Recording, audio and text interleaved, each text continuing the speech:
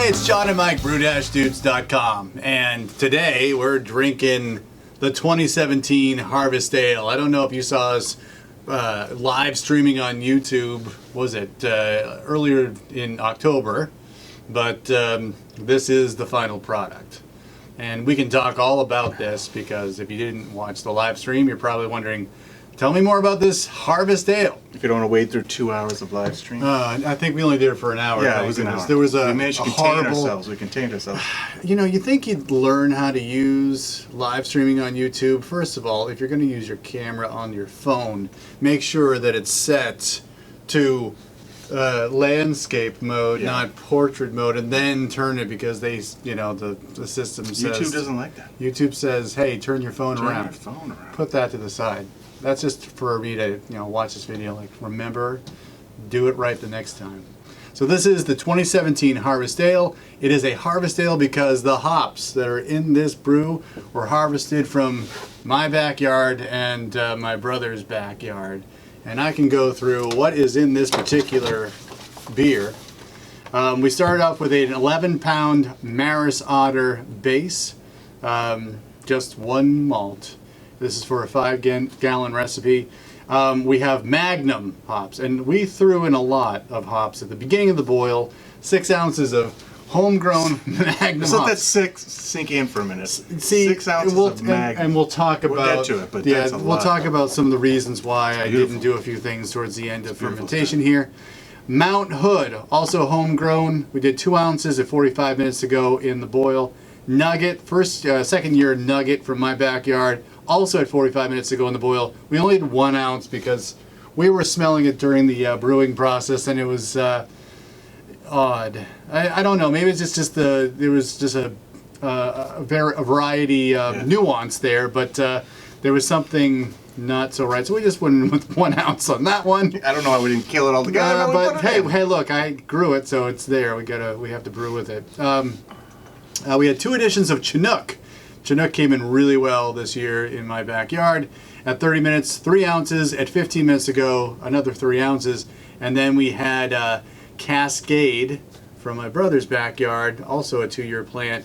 1.5 ounces at right at Flameout, and then we did the old Whirlpool, let the wort chill down a little bit, and then put in another 1.5 ounces during that period of time, and then we chilled and went through it. So let's see, 6, 8, 9, 12, 15, and then another 3 is 18 ounces of hops, homegrown hops. Whole cones. Whole cones. Dried. Yeah, that we dried. It was not a wet hop ale. It was definitely dried, and they were probably in my freezer for a few weeks before we actually brewed with them. So not as fresh as we've done in the past, but certainly enough to produce a nice beer. And I know that Mike and I have been drinking this over the past few days. We've had a couple of events where we've been drinking it. So this has been in the keg for probably just over a week now. Let's see, the brew day for this was October 8th. And the original gravity was 1050. It finished off at 1011. Again, a 5-gallon batch. The mash was 60 minutes at 155 degrees Fahrenheit. The yeast that we used was Y yeast 1056. I also threw in a packet of Safe Ale US 05 for insurance purposes, just because the Y yeast, the smack pack didn't really swell up all that well. Fermented for 2 weeks at around 65 degrees Fahrenheit. That's as cool as my basement room in the back gets.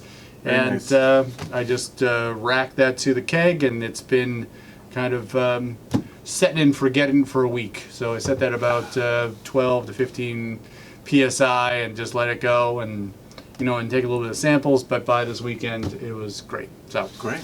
Anyway, this is what we got. So tell me what you're thinking, Mr. Mike. I mean, for 18 ounces of hops in a single malt base, it's not. You're definitely getting your money's worth here. The aroma right off the bat is there's a very pleasant citrus thing here, and it's sort of grapefruity, but to me it's actually a little bit more of like a just orange citrus and some citrus rind. There might be a hint of pine there, but where the pine really comes out is on the the palate Yep. on the flavor. Yep. The initial, when it hits the front of my tongue, I get that juicy orange juice type of thing. You know, Yeah. we're not trying to go for juicy beer here, but there's a good like orange and lemon or grapefruit flavor to it, but then it resolves to a resiny Yes. pine thing that Yeah. coats the roof of your mouth and your tongue too, and that resinous lingers there. I wouldn't say it's not like aggressively bitter. Yeah. It's just very hop forward, very hoppy Yeah. in its flavor profile too. Yes. The base beer underneath it, there's Maris Otter. You really can't tell. It tastes good. The body of the malt is fine. The carbonation's great. And the fermentation is very clean. So it's 100%. It's just, here's 18 ounces of hops. You know? Yeah. My father always says the point of shrimp cocktail is to get cocktail sauce in your mouth. The point of this beer is just to get 18 ounces of hops in your mouth. In your mouth, that's Right? true. So it's good in terms of its bitterness. I think you nailed that, because I was also taking samples of it during the fermentation process, because I was making a game day decision about dry hopping. Yep. I think there was a plan for me to dry hop with more Cascade, and I didn't, because I started tasting some of this and it was intense. yeah. It was pretty Yeah. intense. Some of the edges have rounded off, and it's even more pleasant. When I first had it the first night over at your place, I thought it was great. I really thought it was great, and it's still great. For being on the 8th, now it's the 31st.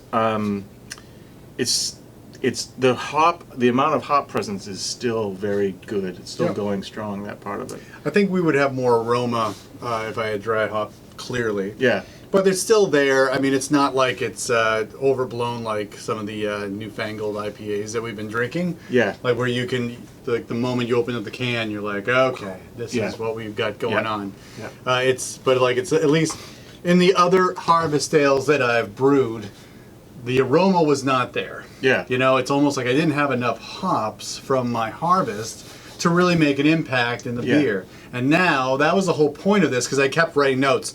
Needs more More hops. hops like every year. So is that the driving Yes. force behind 6 ounces of like Magnum, and then just 18 ounces fully? It's almost like if you went with more of a predictable range for all of these, one ounce each, this beer would be nothing like this, yeah. right? Yeah. This is an example where I remember last year's beer was, it was a little lackluster. It really just didn't seem to be much hop there. Right. But this year just went for broke and like really went after it, and it's definitely got plenty of hop character. So it's interesting to think about where are these hops really coming in with their alpha Yep. acid content. Obviously, some of those later additions, there's plenty of the flavor aromatic oils there, which are doing well. But even for all of those hops in there, commercial hops at that level, this beer would be blown out. It would be sticking to the sides Yeah. of it. You wouldn't be able to pour it out. It'd be just stuck in the glass. It would just come out of like a. Yeah. You have to squeeze like a tube. Yeah, but somehow it works out. I mean, Yeah. Well, you just went for broke. I did, and I it think I worked. was even saying that on the live stream. Like, homegrown hops, you got to use more because the alpha acids are just not there. And that was more of a theory of mine. Yeah. But I'm glad it proved out. I think one thing about it is you can, if you were to take, say, I'm just going to do 2 ounces and see what this beer tastes like, and then gauge from there and do it again in the future, especially now that you're managing like 4 varieties. If you just had one, it wouldn't be a big deal to try to make a basic pale ale, put in 2 ounces and see where it gets you. But with these hops, if you did 2 ounces, there'd be nothing there. And you'd go, okay, I'll go a little bit more, and there'd still be nothing there, right? At least here, you've totally blown it out. And if it was too much, if it was like twice this, Yeah. at least you know you're blown out and you could pull back. Yes.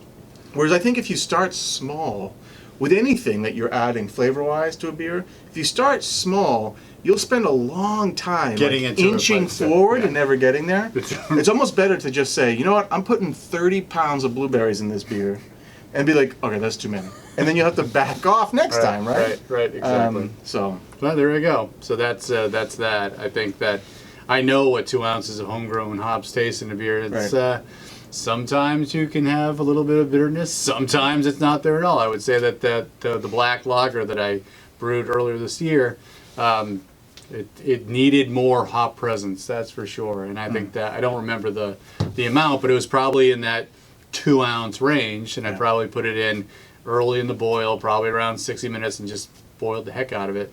But it wasn't enough. And so, yeah, this was, you know, there's a level of confidence. I'm pretty sure I get it from my dad. Like, it's like confidence, a borderline of just stupidity. Yeah. Like, you know, like, and that's something that helps me do silly things like this. But when it works out, you're like, I knew it all the time. You know. I think I have a picture of the filter in the kettle, and I'll try to, if I still have that picture, I'll put it on top of the video here. Just because in the end we used a stainless steel like dry hopping filter in the kettle to rack out. Yes. Just to try to get as much of the beer out as we could. Absolutely. The wort out. So, all right. Well, that's it. The Tremendous. 2017 Harvest Ale, where you can actually taste the hops. I think this is the best one yet. Yes, I agree, because now I can say, like, hey, I have a beer, it uses hops I grew in my backyard, and there's no question that there's hops in this beer, rather than like, oh, this is a pleasant, balanced beer. Yep. Who knows where the hops came from? This is like, all right, well, this is what my backyard tastes like. Hope you enjoy it. Awesome. Okay. All right, for John and Mike, brew-dudes.com. If you haven't got into, I know we say this a lot, but if you haven't gotten into growing your own hops at home, if you can do that, and I think most places you can, it's just like where it gets really hot. You can't, but go for it, because then you have all these free hops that you grew in your backyard and you can brew with, and it's awesome. As long as you use enough. Enough. You've got to figure out what enough is. Yep. So, brew on. Cheers.